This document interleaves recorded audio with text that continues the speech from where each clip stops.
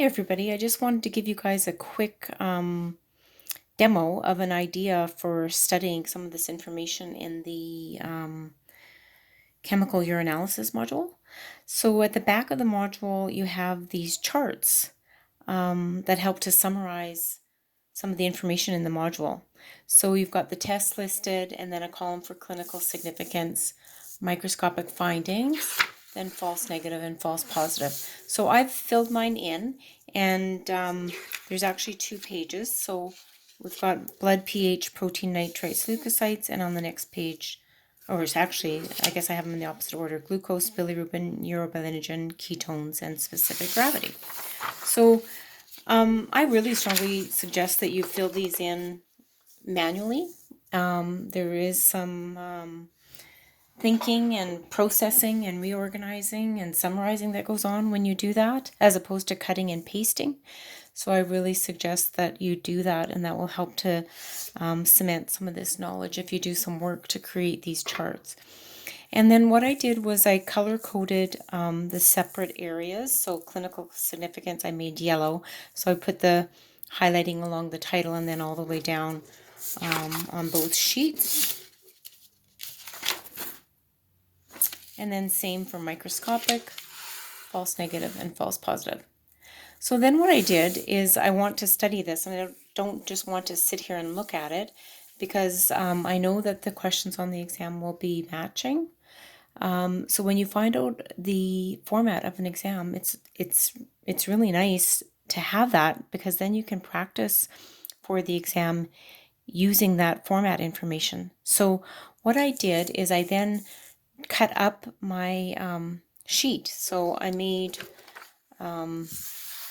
cut it all up.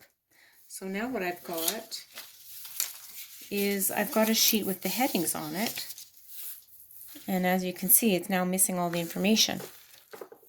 And so there's all the headings, and there's my other bits of information there.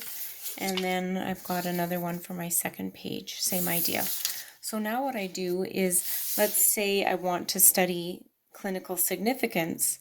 I get out all my little pieces that I had cut up, and I simply try to match them to the right spot.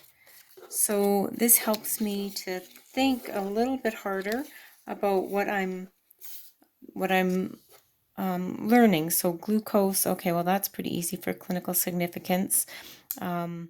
It means that there's glucose in the urine, and there's a couple reasons for that. So I summarized that on my little piece there. So bilirubin, and I should shuffle these so that it's not so easy, right? Because I had them all in some sort of order. So shuffle them all up. So, okay, bilirubin, I think that's due to liver disease. Urobilinogen, I'm going to look at all these and see if one of them stands out to me. Oh, wow. Detecting a urinary tract infection? I don't think so. Urobilinogen, something about body fats? No. I think that one belongs to ketones. Let's see. I'm kind of expecting urobilinogen to be like a liver disease, something like that. So I look through my little pieces and see if I can find something like that. Oh, there we go. Okay, so urobilinogen, I remember that now. When we get urobilinogen, it means that we have increased red cell destruction. So yeah, that is found in liver disease. And then specific gravity, well, that has to do with the concentration in the urine. So it being either concentrated or to dilute. Okay, so there that is. So do you get what I mean? I can bring the second page in here to finish that off, but what I'm doing is kind of practicing the matching, because that's exactly what I'm going to have to do when I get the exam. And so I've done these little sheets of slips of paper for everything. So now my next set is for the microscopic findings. So that's pretty easy. There's a lot that have blanks on, because there's a lot of things that really you don't see anything in the microscopic.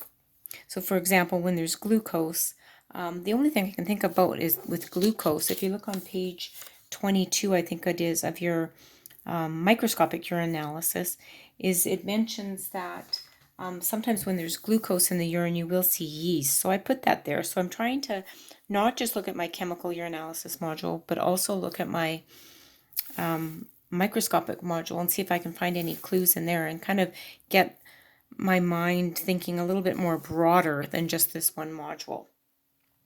So bilirubin, wow, okay, I've got a bunch of things to put in there. I thought, oh, okay, well, you know what? Maybe if there was enough bilirubin, would I see some crystals, some bilirubin crystals? Maybe.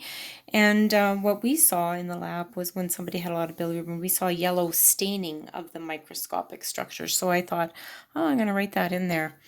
And then there's some that really, there's nothing to be found.